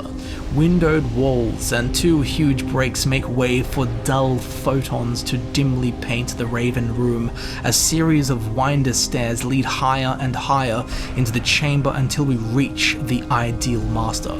But be warned as always, as if we get too close, our very nomenon will be noshed upon by the soul-hungry and pellucid presence. Beneath the ideal master there is a chest, inside of which we can find a ripe selection of random leveled booty. Just make sure that you're also over level 18 so the booty is too. Anyway, once we've emptied the chest and have enough strength to escape the ideal master's grips, we'll leave this place, never to look back, hoping that it sinks into the sands for good. Making our way to the northeast, we'll begin to climb a hill leading towards the citadel known as the Boneyard, at the top of which is a side fortification, and while being a small addition to the huge Boneyard, it's still a huge structure on its own. It's a glowing keep of soul energy, lighting up like a colossal candelabra of dread, and the burning of lost souls crackles muffled in our ears. At the front, there is a thick and dense entryway that leads to the heart of the bastion. Once we re-emerge back into the light of oblivion, we'll find ourselves in a courtyard. Now, despite there being a huge series of walkways, stairs, and various levels, there is only one area of interest to us, and that is the center of the courtyard, which alone bears enough intrigue for the entire location, as here at the nucleus, shrouded in a nexus of mist, sits a defeated Exidra, a raised crescent of dark stone weathered and beaten. At the base of it we can find a chest. However, you may have spotted that this is a boss level chest, which first of all means that it has better than average loot, but much more curiously, the stylization and motif of this chest is unique to the Soul Cairn and has no natural place here, as all the other chests we run across in here are made of black stone and glow with a haunting periwinkle purple light. This, however, looks just like the chests we find in Skyrim, inside Nordic burial chambers. How it got here cannot be confirmed. In fact, I struggle to even ponder. But there is a much bigger question looming in the coming minutes. Now, inside the chest we can find a wholly hearty party of goods ripe for the picking. Now, on the ground before the chest we can find a coin purse, a ruby, and a piece of paper, which is Jiub's Opus page 2, which we'll be sure to collect and take with us for much later on. Now, you might have the same feeling that I did and sense that there is something oddly familiar about this location, but you can't quite point to why. Well, prepare to be liberated from such mental haze, as this is no ordinary stone wall. It's a word wall. It's hard to recognize in this setting, with the grim lighting and the fact it's more than halfway sunken into the swallowing sands. Regardless of its condition, it is still a word wall. Despite this, and despite being dragonborn, when we approach it no shout will be learnt. It appears to have been deactivated, if that's even possible. Now, how a word wall ended up within the soul cairn is a question, again, I cannot answer. Perhaps as we saw with Morvin's straoud's cart, soulless objects can be torn from Mundus and into the soul cairn. Although a whole word wall seems a bit intense, but it is here. Not only that, but it is also paired with a Nordically motifed chest, as if they came here as a pair, suggesting that they were brought here, one way or another, together. Now that would have been some sight, witnessing a materialistic plane exchange on that scale. Sad its wisdom and words were lost with its place within Mundus. Now it just sits as a linguistic grave of Dobazul. Anyway, let's leave this place, before this video, like the wall, starts to drag on. Travelling far to the south from here, back down to where Morvin straoud and his wares of despair reside, in the desiccated wastes reaching far and void, we'll find the dark diode dais, guarded by Bonemen, archers, mistmen, and wrathmen. It is a large tiered platform with 3 sets of stairs leading to the central level, where finally in the north a steep stair takes us to the high dais, where we can find the nexus of purpose regarding the structure, a lightning attractor rod, standing straight and proud, taunting the stirring storm above, begging for a violet bolt to flash and strike. As with the others, there is a gem holder at the base. If we place a soul gem within it, a pure and purposeful finger of lightning will strike, mystically converting the soul gem into the much more valuable, useful, and of course outlawed black soul gem. The rod will now be dropped into the base of the dais, and we will be unable to perform this ritual again. We should scoop up our black soul gem and be off, before something has our head off. And speaking of heads, if we head to the due west from the lightning attractor, we'll find a single structure filling our entire scope of vision. A huge keep with many interesting wings, walls, and levels to be pried and explored. This is the Master's Keep, guarded by many undead comprised of Bonemen, Mistmen, and Wrathmen. 3 huge bulwarks come together in a U-shape, allowing the unattended courtyard to be open to all. A seemingly unformulated mixture of dirt, grass, paved paths, columns, and soul wells have been stirred geometrically to create this open forecourt. In the northeasternmost corner of the courtyard, there lies a rather out-of-place item. It's a steel war axe of frost. Don't ask me why that's there. Above it all, there rocks and rotates an ideal master, swaying in stunted lazy heaves and swings like levitation is a chore. Inside the central chamber, there is a stairwell that ascends to the west, up onto the parapetless upper walkways, where Bonemen archers stand guard, joints clattering and clinking, ready to knock and loose a fell shaft onto any who would invade this keep without invite. At the very end of the rooftop, there is a chest with a sack leaning against it. Inside the sack, we'll discover 8 harvested soul husks, which we'll take and trade with Morvin later. Inside the chest, we'll find an unsurprising and limited selection of random leveled loot. If we head back down the stairs into the dark and dimly lit chamber from whence we came, over against the eastern wall by the lower window, we'll see there is a teleporter, luring us to it, with its effulgency in the stale darkness. When we step into it, we'll be teleported onto the roof of the keep, where we'll be faced with an ideal master. As always, if you get too close, it will begin to swallow down our soul, like a starved black hole, until we're nothing more than a singularity in its soul stash. Naturally, we'll want to steer clear of such an entity, but there is a chest below the ideal master, and one that we'll want to loot, as inside, along with an abundant stash of random leveled loot, we'll also find our second Reaper Gem fragment. We'll need to be sure to take this for later on in the video. As for now though, we'll need to make like the Green Pact and leave. Wandering on directly south, we'll come across the Minaret of Marrow, a monolithic column deserving of the descriptor tower as it reaches into the twisting nether above, the upper section shattered and whirling in a blistering fountain of soul energy. Down below at the base of the black bulging spire, we'll see a lot of intriguing indicators. 4 souls stand enslaved, tethered to the tower by engorged strands of soul arcana. Throned at the center is a keeper in his dragonbone armor with his flurrying void head and glowing soul eyes. If we approach, he will arise and meet us face to face, weapon drawn, clashing in open battle where an epic duel will commence. A warning though, that battle axe is longer than it looks. As the keeper is double our size, so too is his weapon. Now assuming that we are the victor, and best the keeper, on his corpse we'll find nothing more than a black soul gem. Also, once the keeper is defeated, the 4 souls will vanish, deactivating the second of 3 keeper spells that maintain the barrier around the boneyard, just as we experienced with the twisting spire earlier on in the video. We'll get to that later, as for now, we'll be off. Off to the east, a short skip and a hop, and our steps will be slowed as we peer up to find a crooked and bent pocket-sized chapel. A soul well sits next to it, beaming away. If we try and enter, we'll find that 3 of the openings are semi-blocked by lazily stacked bricks of black stone. Through the open side, we'll see a meager little shrine placed at the back.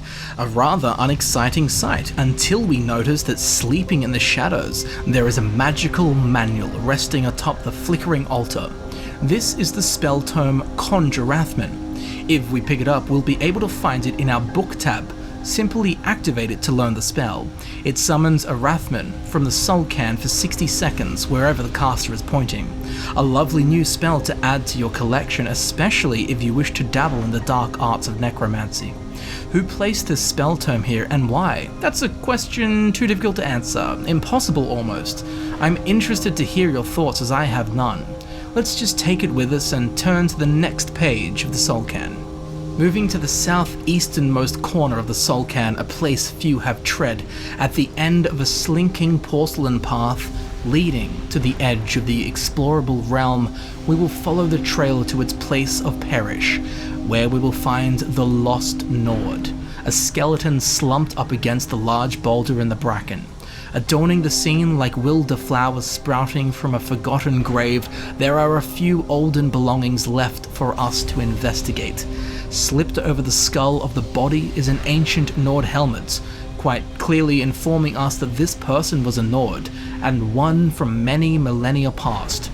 Resting by their hand is their weapon, a steel greatsword of cowardice, which is ironic as a coward is the last thing this person was wandering into the soul can alone. Stupid perhaps, but cowardice? No. Placed on the other side, scrolled with dying quill strokes, are their final words. Lying on top of a small rock, there is the note from the soul can. They warned me not to go through that portal. What did I have to be scared of? I've been adventuring for years and never seen nothing I couldn't wallop. But this place ain't nothing living here. Just dead things up and about when they should be in the ground. I can hear their bones scratching at the rocks and knocking together when they walk. If I get home, I'll hang up my sword and never go out again. Sounds like me when I wake up hungover. I'm never drinking again. That night at the pub, 14 beers deep. Adventurers never stop adventuring, unless they get an arrow in the knee. Now, in a completely judgmental sense, just by deducing the sloppy structure of that letter, it's quite clear that this person wasn't the sharpest axe in the armory. But then again, I would imagine most ancient Nord adventurers were not well versed in the fine-tuning of syntax within linguistics. And to be fair, neither am I. Now, who exactly this person was, I can't seem to put a finger on. There are no old tales of a Nord adventurer vanishing into a portal, but it's interesting to think how they got here, who made that portal that they entered, and why. They are also one of a few people who tread through the soul can as a mortal. There aren't many examples of that. Now, as we inspect this calcified Nordic fossil, our ears will prick, alarmed by kvetching cartilage, crooked, creaking, and tortured, as clusters of clambering corpses climb from all cursed corners. Surrounded by Rathman, swaying with ligamentless twitches. No doubt we share the same final damning vision this here Nord once submitted unto, a sad defeat short of Elysian. Accepting death and eternal damnation as the cackling corpses congregate with clamped teeth and moulded pelvis screech. We'll scoop up his sword and hang it upon a tavern wall once we return to snowy Skyrim, and let some wailing minstrel quill a lackadaisical ballad to remember him. We should leave, never look back, and abandon these remains in the depths and dust of oblivion. Trekking purposefully to the northwest, we'll find ourselves at the Well of Wealth, a courtyard paved and tiled with heavy black brick, cracked and bent by the deathly weather in the realm. Standing guard is a Boneman protecting the exiguous and exposed Exchequer. At the center of the square is a soul well beaming bright, fueled by tormented souls. Swirling playfully in a circle around the glowing pit, bobbing childlike, is a whispering spirit, flirting with our scant sense of security. On the ground, next to the soul well, is a handful of items: an iron dagger of cowardice, a glass shield, a potent magicka poison, and a grand soul gem. There are also 2 common soul gems, a laughing skull, and a singular page, which, as you may have guessed, is one of Jiub's Opus pages, specifically number 5. Be sure to grab that for later. Overall though, it's rather odd for a pile of loot to be sat in such a spot, out in the open. Unless, of course, rather like the Whispering Spirit, these have been placed here to reel us in, like an angler's prawned hook to the gulping maw of a comestably curious turbot. Hand-feeding our greed, we too are sure to soon end begot. Siren-like in shining silent song, drawing us in, enmeshed and fed on jewels we hunger, drooling like fools over this here ideal master's pile of plunder. We must take the page and be swift in our exit before we too become ensnared in the booby trap of wealth laid before us on this blackened stoned platter in this desolate realm of grave dust. Now, while we venture through the bemusing fields, our feet chaw muffled against the arid loam, we'll spot a toppled steeple, long lost to structural purpose, half swallowed by the soul silt. Frankly, it's quite a quotidian sight for the soul can, but upon a closer inspection, amidst the rubble, there lies an object that seems out of place, foreign to this foreign plane. It's from Owls, from Mundus. It's an elven sword of lightning which rests lost and forgotten. There is no skeleton nearby enough to conclude as the once owner.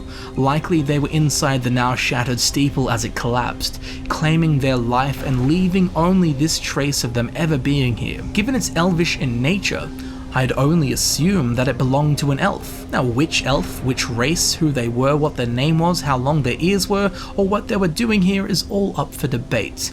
Although I'm certain it would tippy-toe in the sphere of necromancy and dire dealings with the ideal masters. All we can do now to make certain their memory lives on is take the sword for ourselves. There's really nothing elves we can do, apart from emancipate this blade from lying beneath the shattered steeple's uncalculated mantle shelves. Migrating further to the east, we'll find ourselves trotting towards a large collection of towers and arches. This is the Pre-ternatural Plaza, a massive quadrangle possessing unnatural qualities and devices, erected from what would seem to be a schematic designed by Dice Roll.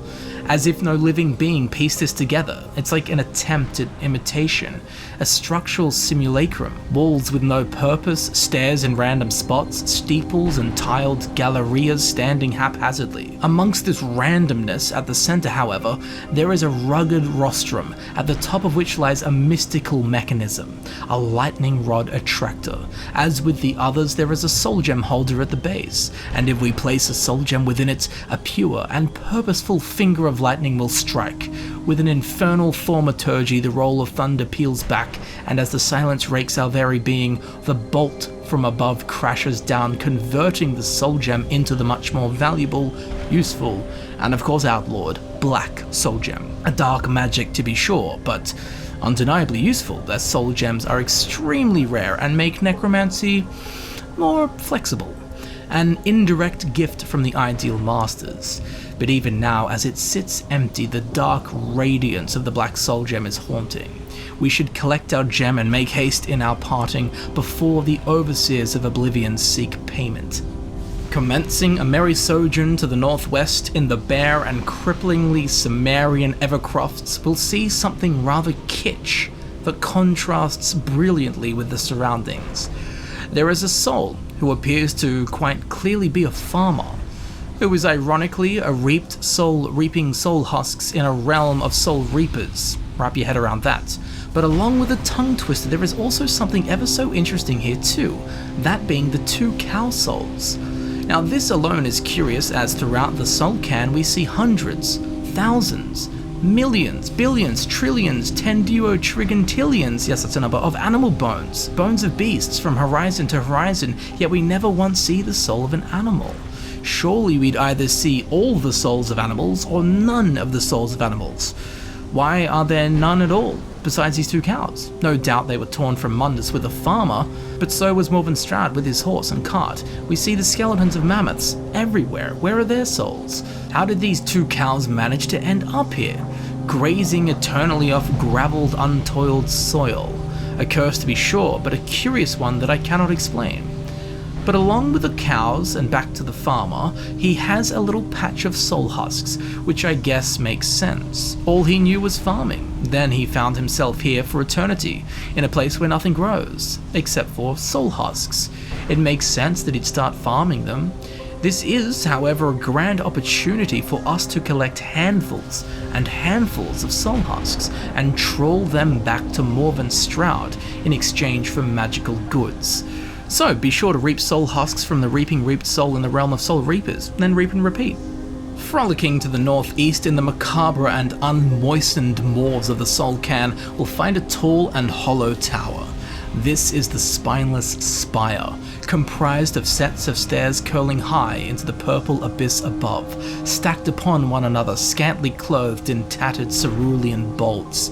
Guarding each landing are varying undead, ready to protect the guard post and stop all who would climb with a gravely halt. About halfway up, we'll spot a book resting in a strange place on the ledge of the tower, begging to be blown by a gust of wind.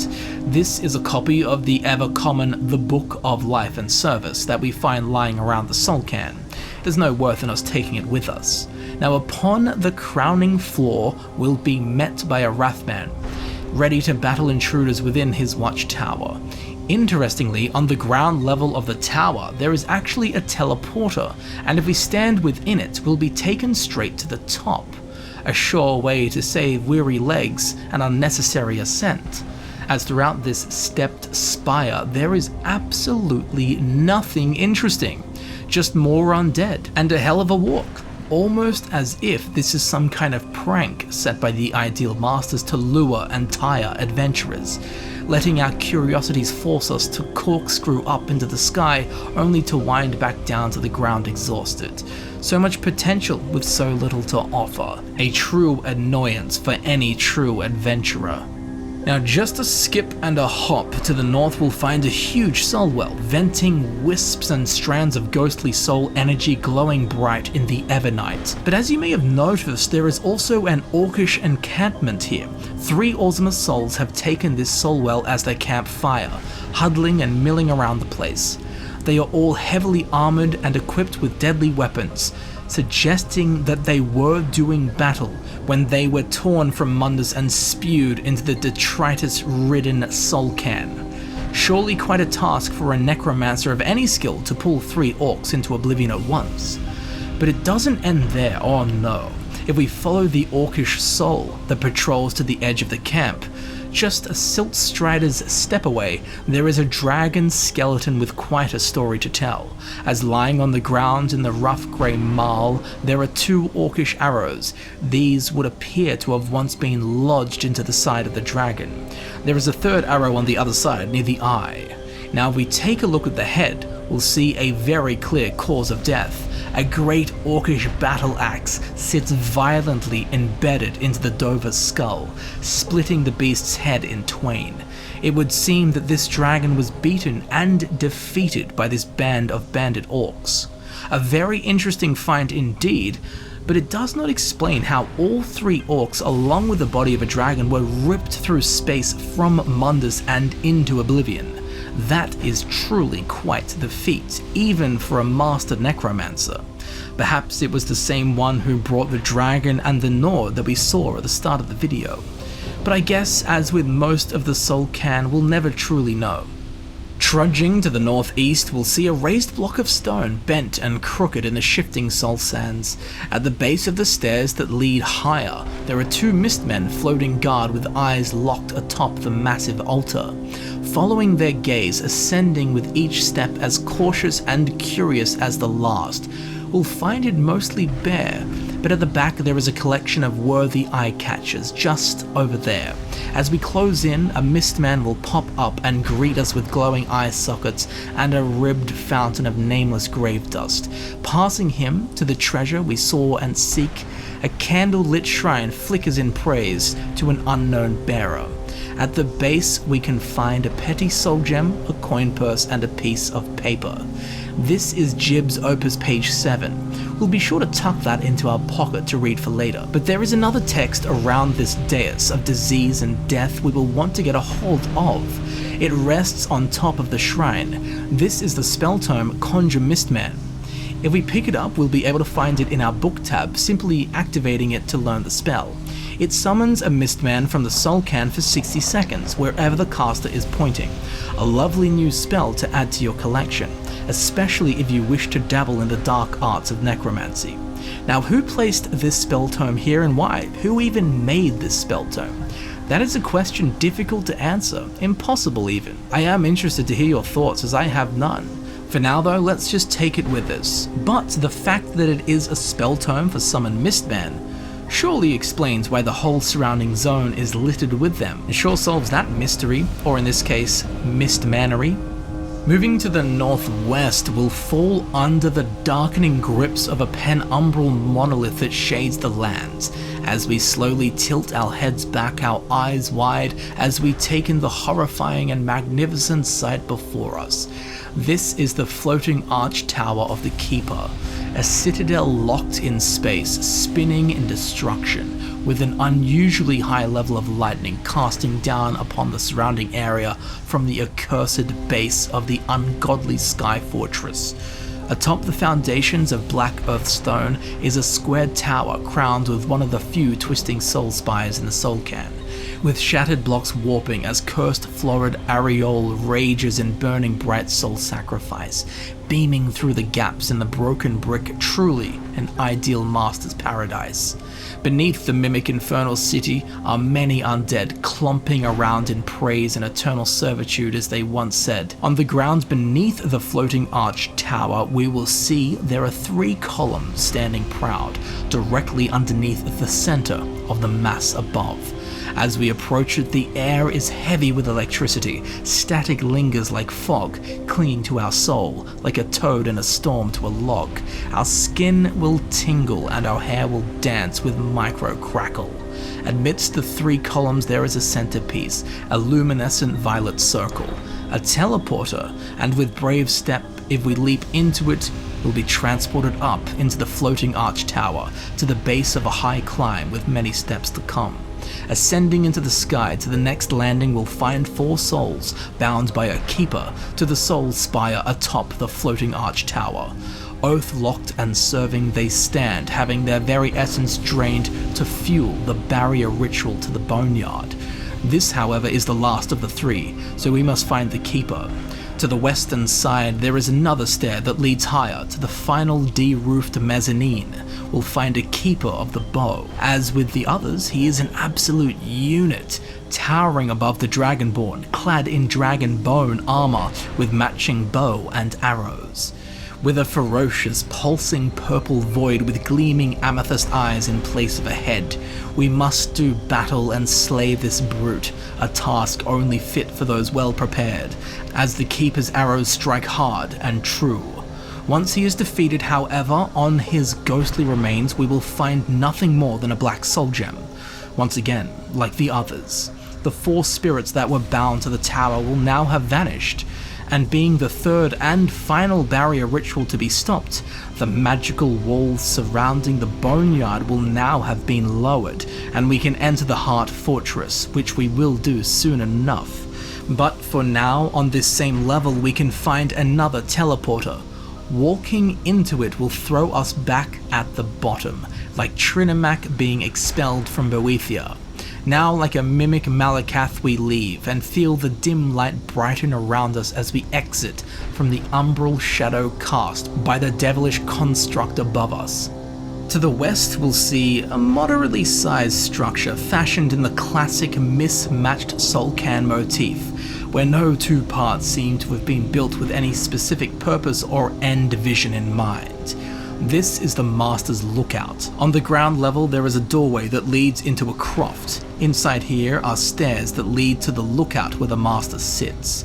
Guarding these stairs is a Wrathman, although it goes unsaid that the ideal Masters most certainly do not need any kind of protection while inside their realm. As we step into the outside, be warned, as the ideal Master will begin to siphon our very being, sucking our soul through our flesh and into its endless store of soul energy.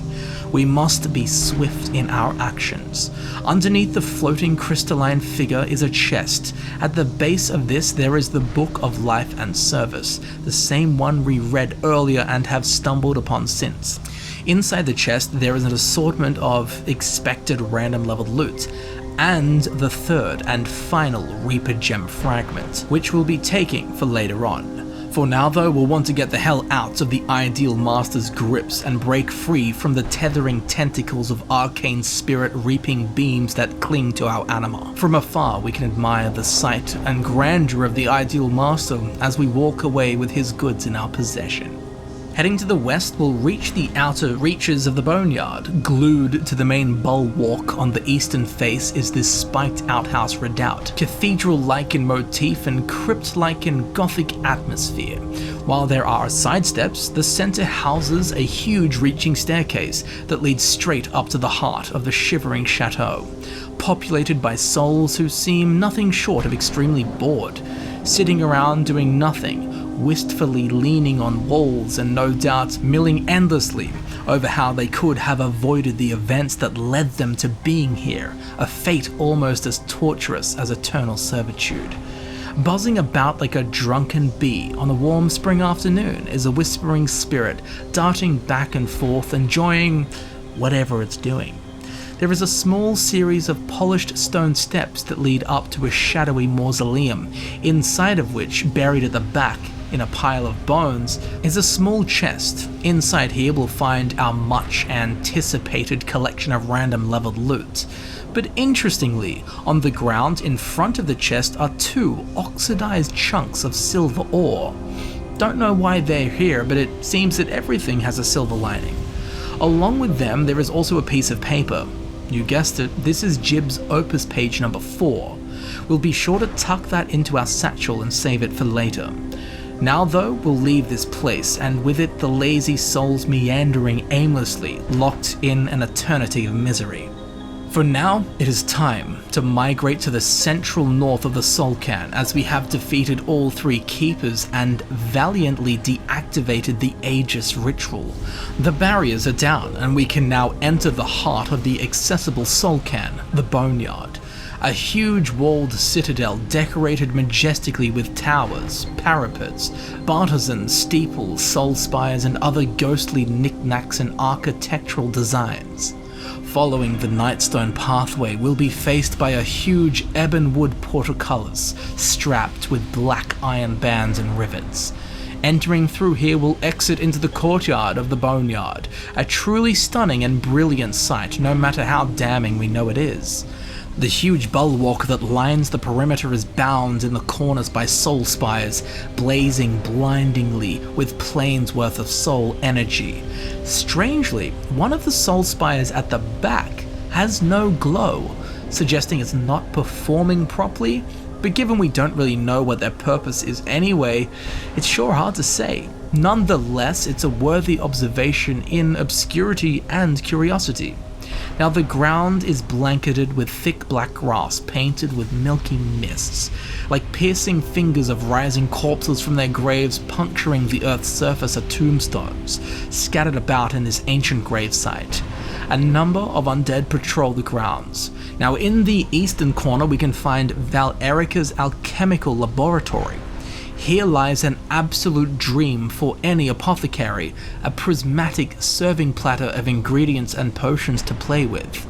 including 2 Nightshade, a draft of Resist Fire, a draft of Resist Frost, a draft of Resist Magic, a Death Bell, 2 pairs of Ice Wraith Teeth, a solution of Vigor, Fire Salts, Frost Salts, Vampire Dust, 3 Soul Husk Extracts, 1 Soul Husk, more Vampire Dust, an Elixir of Extra Magicka, an Elixir of Lasting Potency, a Potion of Vigorous Healing, a Salt Pile, a Blacksmith's Elixir, an Enchanter's Elixir, 2 Bowls of Bone Meal, 2 more Soul Husks, Void Salts, Glow Dust, another Soul Husk Extract, 2 rolls of paper, 2 Bone Meal, and yet another pile of Vampire Dust, along with 5 books: On Oblivion, authored by Maurian Zenas, The Book of Life and Service, authored by an unknown, The Effects of the Elder Scrolls, authored by Justinius Polonius, Magic from the Sky, authored by Erlav Jarol, and Immortal Blood, authored by someone simply signed off as Anonymous.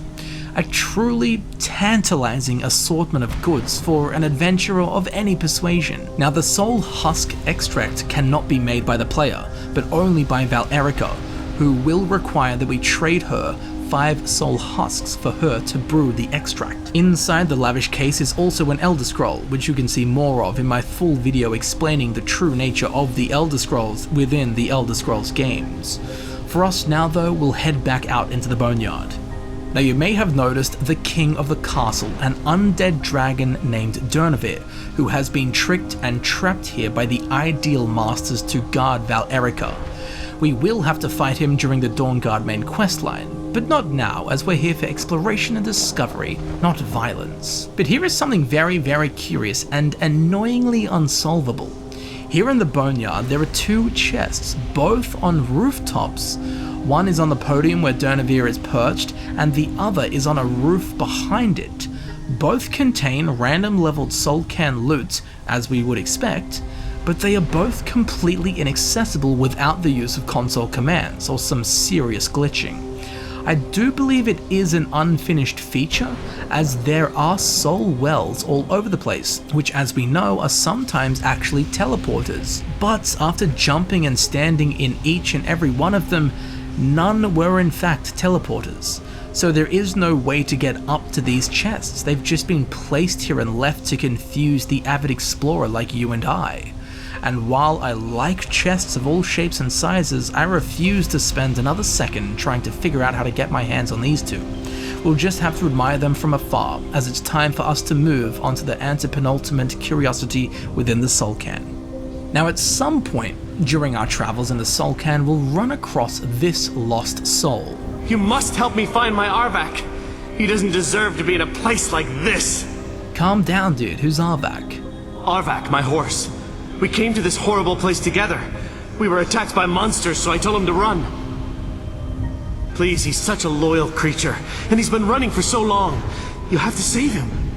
A place like this will change you. Well, how can I help him? Give him a carrot? What do you want me to do? Arvak! Arvak! Where are you? Arvak, please come back! Come back! What? What do you mean, Well, that was punctual, I guess. Now again, while wandering around the Soul Can and after talking to that soul, we can actually witness Arvak spring into existence, prance around a little, then fade back into the nothingness. Now, to complete this tale, we must make our way to the central northeast of the Soul Can, rather near the camp of orcs we met earlier. Here, there is a single lank archway with a super glow purple light within it. There are 4 spirits with their hands raised. They seem to be praying or praising this shrine at the center. Atop it is a horse skull, but no normal horse skull, nay. This is Arvak's skull, and just as his once owner proclaimed, the Soul Can does seem to have changed him. Curious as to why these souls have chosen to perform this ritualistic ceremony of hand-waving and knee-scraping towards the skull. Perhaps they're aware that Arvak's the best mount in the game. But be warned, as we approach, the worshipping zealot to Arvak's skull will be unmasked and reveal their true form. All 4 of them are Mistmen, and will attack us in an attempt to protect the skull from us. They are vehement in denying that we complete our quest, destroy them, and take Arvak's skull. Upon doing so, his owner will appear once more. Arvak! You saved him! His soul is free, I can feel it! He's such a loyal beast. Here, I'll teach you how to call him to you. He'll help you get around this wretched place. But I'm sure he'd be much happier someplace sunnier. Goodbye, hero. Take good care of Arvak for me. Such a good horse. Cheers, Cobber, and now we will have been taught the spell Summon Arvak, which does just that. It summons our very own undead indigo flaming skeleton horse. It's pretty cool, and now we're ready to stir up trouble, son. Now the really cool thing about Arvak is even if he dies, we can just resummon him. In my opinion, this makes him the most superior mount in the game. So be sure to have some fun with your new steed. For now though, let's gallop down to the penultimate curiosity for this video. All the way down in the southeasternmost corner of the Soul Cairn we can find it, the Reaper's Lair. A structure unique in shape and design, oddly short when compared to the other monoliths and abstract obelisks and castles around the place. It has very strange roofing modelled from some kind of star, with a geometrically hermetic motif, painted with the gothic overtones of arches and spikes. The front door is thick and crafted from heavy blackened wood, braced tight with black iron bands and heavy nails driven deep like those in a coffin. If we simply push the door, we may enter, but we'll feel a breeze as the studded slammer softly seals behind us, and we tread through the narthex. The candles each and either side convulse with a diseased lambency.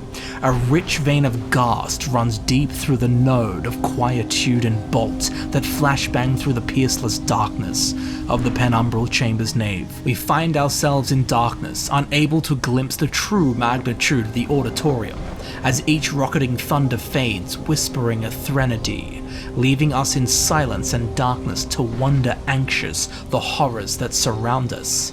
With clear focus and composure, we can gain back our senses and see what's in here.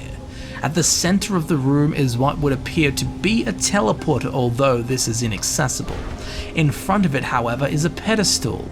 If we interact with it, the 3 Reaper fragments we collected throughout our journey in the Soul Cairn will be sucked from our inventory, and as 3 they were collected, as 3 they come. The trio of crystal shards will float purposefully as lightning crashes around us. This is where we meet horror incarnate. From the bone wall at the back of the room, a nonpareil figure will emerge, along with 4 bonemen from the bone piles at the sides of the chamber. This ghostly executioner is known simply as the Reaper, and he will be hostile. So be prepared for a strange fight, as the Reaper's main offensive maneuver is to spew green slime onto us, something I do believe to be a Ghostbusters reference. And despite him wielding that huge axe that could easily cut us in two like sheer Gorath to a cheese wheel, he does not attack with it, and will only block with the mighty axe, making this elusive, occult, arcane, and otherwise epic encounter a bit lackluster. Now the Reaper does have a rather unique appearance, with an aubergine mist that pulses from his torso, lined silver in a transparent ghostly way, and bright eyes that fade to red. As unique as he is, crush him, and upon his defeat is where it gets really interesting, as on his corpse we can find the iron battle axe which he wields but doesn't really use. We can find 3 black soul gems, and ever so strangely a Daedra heart. Now, who has Daedra hearts? Yeah, that's right, Daedra have Daedra hearts. Does this mean the Reaper is actually a type of Daedra? Given he also carries black soul gems, well, that would suggest that he's actually a creation of the Ideal Masters, fueled and powered by those black soul gems, although that's strange because there's 3 of them. Now, as far as we are aware with the teachings from current lore, Daedra have no place within the Soul Cairn, and the Ideal Masters do not perform dealings with them. So why does the Reaper, an assumed slave and even creation of the Ideal Masters, carry a Daedra heart? I've never seen or heard of any type of Daedra that matches his appearance. He's even ghostly and see-through, like an undead. and apart from the Daedra heart, I would never suspect that he is one. It's very curious indeed and something to think about before you sleep. But now that has been dealt with, we can have a look around at the rest of the penumbral chamber. As we saw, the Reaper spews green goo. This is actually a reused attack from the Afflicted from Periite's questline.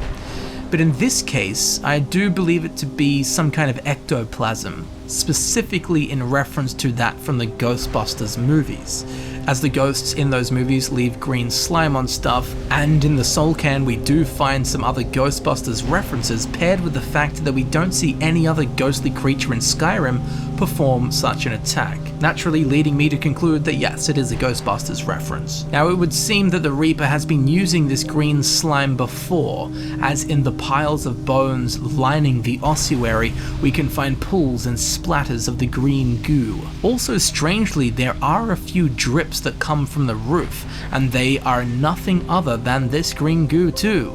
Has the Reaper been spraying his green loads all over the place? I truly hope not. Now the Reaper gem fragments will remain floating above the pedestal and the lightning will continue to crash down from the electrified void roof. As for now though, it's time to leave this crypt of oddities and make our way to the ultimate curiosity in the Soul Cairn. In the central east of the realm, we can find a single soul standing and muttering to himself, pacing back and forth with a burnt-out campfire at the center of the clearing. He has much to say and might just rile up some memories for older Elder Scrolls players. Damn it, how could I be so foolish? When I rewrite those pages, they'll see what they missed. Did I start with my ride on the prison ship, or was it before that? Now, what was it I said to that prisoner? Stand up. There you go. You're dreaming. Yes, that was it. Did I call it the Great Hunt? Or was it just the Hunt? I can't remember. Was it between the forces of good and evil? No, that's not it. And without any regard for my safety, I fearlessly charged the enemy. No, much too dramatic. Savior of Morrowind. That's good, but it sounds too narrow of scope. Was it having the adoration of thousands? No, wait. I could make it the adoration of tens of thousands. I wonder how many copies I'll sell. Hundreds? Thousands? I'll hire the finest bookbinder I can find. Once I get it done, first I'll publish a regular edition, then the folio. I'll be rich. For those who don't know Jiub, he is the first character that you meet in the Elder Scrolls 3 Morrowind. He wakes us up on the prison ship and we give our character's name to him. They have taken you from the Imperial City's prison. First by carriage and now by boat. To the east, to Morrowind. Fear not, for I am watchful. You have been chosen.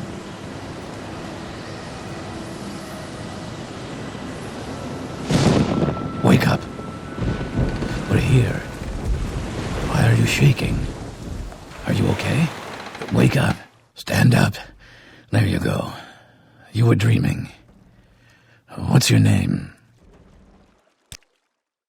Well, not even last night's storm could wake you. I heard them say we've reached Morrowind.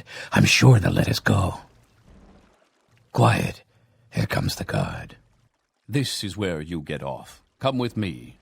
You better do what they say. I've saved him for last in this video because he's the first thing I ever saw in an Elder Scrolls game. So it seems fitting to have him send off the Curating Curiosities series for Skyrim. Now once we leave him at the start of the Elder Scrolls 3 Morrowind, we never see him again. So we do have much to discuss. G'day mate. What do you want? Good riddance. Oi, what exactly are you doing? How does anyone expect me to write my opus with all of these rude interruptions? Tell me about it. Opus? What opus? What do I mean, indeed? If I hadn't lost all of the pages, I wouldn't be in this predicament, and we wouldn't be having this conversation. Wake up, you're dreaming. Nah, jokes, you're totally dead. Let's start from the beginning. Very well. I suppose a moment or two of my time couldn't hurt. I'm actually bleeding from this. I am Jiub. Some call me Saint Jiub. Others call me Jiub the Eradicator. Perhaps you've heard of me. I have heard of you, but that's not an option apparently. I can't say that I'm surprised by your answer. Until I get my second volume published, no one will ever know of my achievements. You're talking about a book, right? A book? I'd hardly call a 26-volume epic simply a book. I'd call it one of my scripts. Surely you've heard of The Rise and Fall of Saint Jiub the Eradicator, hero of Morrowind and savior of the Dunmer. Maybe a title that you can say in one breath is in order? Maybe you should leave the writing to an expert. Stop making foolish suggestions. Yeah, point made. How's your work going? Terrible. Simply terrible. I was in the midst of writing the second volume, and they just threw me into this prison. It's unfair. Who threw you in here exactly? That damned Remora and his minions. They didn't even give me a chance to explain who I was. A Dremora captured you? Well, I assume so. It cast a spell at me from some kind of strange black crystal. Next thing I knew, I arrived here. Oh, buddy, your soul was trapped. My what? Wait. That means... Yeah, you're dead as a Dwemer. No. All these wasted months? Or has it been years? I don't even remember how much time has passed. No, my work will never see the light of day. My name will be forgotten. Could I help at all? Perhaps. Do you have a way out of here? I do, but you can't leave that way. Maybe I can't leave, but my writings can. In order to write the second volume of my opus, I need the notes from my first volume. Otherwise, I need to do all of this from memory. How many pages did you lose? When I was tossed in here, I felt myself falling, and I dropped the pages I had been holding. There were 10 of them in all. Find them for me, please. I beg you. Now, remember all those pages that we picked up along the way? Well, those are Jiub's Opus pages. We'll get to those soon enough, but for now, let's talk to Jiub some more. So tell me, how'd you earn your nickname? Ah, yes. Saint Jiub, Jiub the Eradicator, Jiub the Magnificent. I've earned a lot of those titles thanks to my campaign against the Winged Menace. The Winged Menace? Yes, I'm speaking of the Cliff Racer, of course. Wretched things. They used to crisscross the skies over Morrowind like vermin. Nasty flying creatures with a habit of sneaking up on the unwary. What was your campaign against them? After I was freed from prison, I decided to turn my life around. Give something back to the people of Morrowind. It became quickly apparent that the best way I could help would be by wiping out the Cliff Racers. Were you successful? Indeed I was. I hunted down and killed every last one of them. Took years. The people of Morrowind were so grateful to have the roads safer again, they took to calling me Saint Jiub, and then the other names followed. You mentioned you were in prison. That was a dark time in my life. I did a lot of things I ended up regretting. Maybe that's why I worked so hard to redeem myself once I was freed. What did you do? I murdered others for money.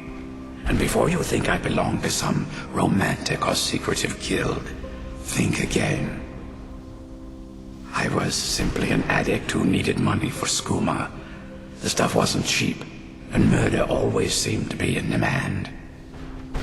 How'd you get caught? I finally bit off more than I could chew. I was paid to assassinate some high-ranking official from House Redoran. What I didn't know is someone had hired the Morag Tong to kill him as well. Ah, rival assassin. Exactly. He got to my target first and called the guard to cover his tracks. By the time I got there, the place was on alert. Walked right into a trap and didn't even realize it until I was captured. So what ended up happening to you? They tried me for murder, threw me on a prison ship, and sent me to the jail in Vivek City. Gave me a lot of time to think, that's for sure. Why would a Dremora attack you? Well, that's a ridiculous question. Everyone traveling through here has said that the Oblivion Gates have been opening all over Tamriel. That's a bit before my time. Has it been that long? Oh my. Well, it started with the followers of Mehrunes Dagon having Emperor Uriel Septim VII assassinated. Without a Septim on the throne of the Empire, Dagon was able to leave Oblivion through the gates and attack. How was Dagon able to do that? All I heard is that without a Septim sitting on the throne of the Empire, the dragon fires in a place called the Temple of the One were no longer lit. This meant that we were vulnerable to the forces of Oblivion. What ended up happening? Well, I don't know. Everything seemed fine until that Dremora attacked me. I only heard later about the gates from the other souls. I can only assume the gates have been closed by now. Where were you captured? I had just moved from my ancestral home in Morrowind to the continent of Cyrodiil. I settled in the city of Kvatch to write my memoirs and to find some peace and quiet. Is that where you were attacked? Indeed. One moment I was writing diligently, and the next my door bursts open. It was a cadre of Dremora. The city was under attack. I took it upon myself to join the cause and fight the Dremora, thinking this would simply be another feather in my cap. Didn't work out that way, I assume? The reason I'm standing in front of you as only a whisper of my former self should tell you that. I never knew what became of Kvatch. I wonder if they were triumphant without me. They were. And you know what, Jiub? Here are all of your pages. Finally! I never thought I'd see these again. These pages meant the world to me. Thank you. So now what? Now Volume 2 begins. What else? Well, good luck. I guess I'll be off. Oh, wait a moment. Here, I want you to have these before you go. A pristine copy of my first volume. Only one in print, actually. And take this as well. Seeing as St. Jiub has ascended to pure spiritual form, I won't need it any longer. Aw, thanks, Jiub. So Jiub will have now given us the Locket of St. Jiub, which is one of the best necklaces in the game in my opinion, providing armor, carry weight, and stamina, and it's one of only 2 necklaces in the game to have an armor rating. And we'll also have the only copy of St. Jiub's Opus, and now that it's all together, we can finally read it. The Rise and Fall of St. Jiub the Eradicator, hero of Morrowind and savior of the Dunmer. I am a hunter, I am a redeemer, I am Jiub. The tale of my rise to glory begins in the ash wastes of Morrowind. I rode alone, weapon at my side and the burning wind stinging my face. My quest was arduous, but necessary to ensure the survival of the Dunmer people. A pestilence was creeping across the Ashlands, a menace with an insatiable hunger that plagued innocent travelers simply trying to get home. It was my self-sworn task to hunt them down one by one and drive them from the skies. Their fury knew no bounds, and their war cry resonated across the land. They were the notorious cliff racers, and they had to be destroyed. On a particularly hot day during the sun's height, I was tracking what I called a lingerer, a cliff racer without a nest. He was a particularly feisty one too, leading me on a merry chase across almost 3 miles of ash dunes. I had managed to take a piece out of one of his wings in an earlier scuffle, so he couldn't maintain much of a climb. But he still had quite a bit of stamina left, and he was trying to make me tire of the chase. Almost 2 solid hours passed, and my silt strider was tiring, but I couldn't give in. I had sworn to eliminate the foul beasts to the last, and I wasn't going to let it go. If I was going to stop the thing, I'd have to do it fast. I pulled my longbow back and knocked my last arrow. I took a deep breath and pulled, trying to keep the cliff racer in my sights. It was literally a long shot, with the beast gaining distance and the silt strider bouncing me around at full gallop. Finally, with a silent prayer, I released the string. The arrow sang through the air like a howling demon as it sliced its way towards its target. Finally, just as it crested the lip of a foyada, the arrow struck in the midsection. It let out a horrible cry and fell out of sight. My cries of triumph were quickly stifled by the sound of over 100 wings. Rising from the foyada was an entire colony of cliff racers, and they were out for blood. The blasted thing had led me right to their nest and sacrificed itself with the intent of feeding me to its brood. It was a trap. The damned things had become much too clever. Knowing this was likely the end, I jumped down from the silt strider and hit the back of its legs with the flat of my glass blade.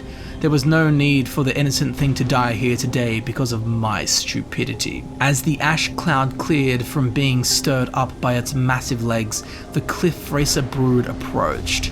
I held my sword high and prepared for the worst. The battle lasted 2 full days. I was beaten, clawed, bitten, and knocked down more times than I cared to remember. In the end, 76 cliff racers were slaughtered. I was knee-deep in their corpses and my body on the verge of collapse, but I had survived. I smiled to the heavens and all went black. When I awoke, all I felt was my back on a cold stone floor. Every muscle in my body was on fire and my vision was blurred.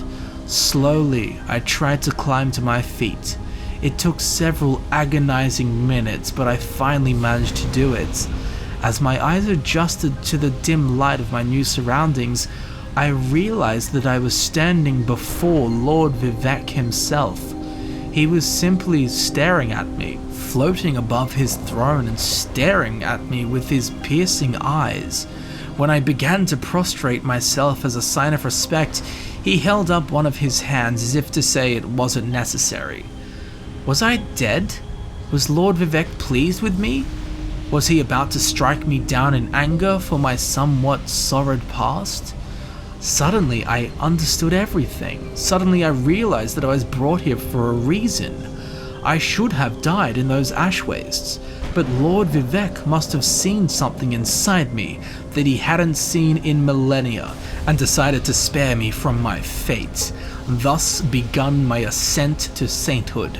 Thus begun the rise of Saint Jiub. And that is the story of Saint Jiub the Eradicator, a sweet and nostalgic way to end our journey through the Elder Scrolls V.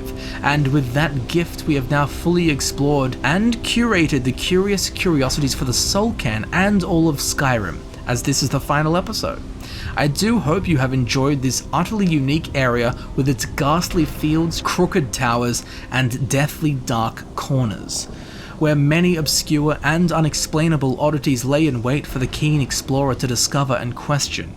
So whether they were new finds or old friends, I do hope that you have enjoyed the curious curiosities of the Soul Cairn.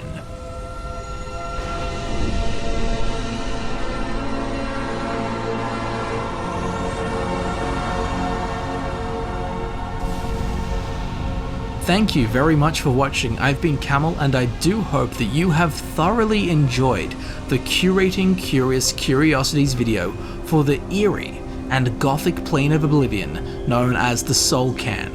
If you did enjoy this video and you would like to see more of these types of videos, please consider subscribing. It helps me know that people are interested in this kind of content, and it will result in more of it in the long run. And if you do enjoy these Curating Curiosities videos, please feel free to check out the links in the description. These of course will lead you directly to the Curating Curiosities videos that I've already done for Skyrim. If you did learn something new in this video, please leave a like. I'd appreciate it greatly. If you have any theories, backstories, imaginings, or explanations for any of these curiosities, please leave a detailed explanation of what your thoughts are in the form of a comment down below. I'm very interested in hearing some of your explanations for some of these ever so strange and curious finds within the Soul Cairn. The community's collective mind power will be much greater than mine, I hope. So hopefully together we can come up with all the backstories for these curiosities. Now down there in the description you can also find links to all of my social media. Be sure to follow me on Instagram and Twitter. And if you would like to become one of my heroic patrons or a sponsor, you can of course support the channel that way. As I'm sure you know, all of my time and energy goes into making these videos that I create for you to enjoy. So your support is most genuinely appreciated and welcomed in any and all forms. So thank you very much for watching, thank you very much for supporting the channel. I've been Camel, and I'll see you very shortly in the next video. I'll see you there soon.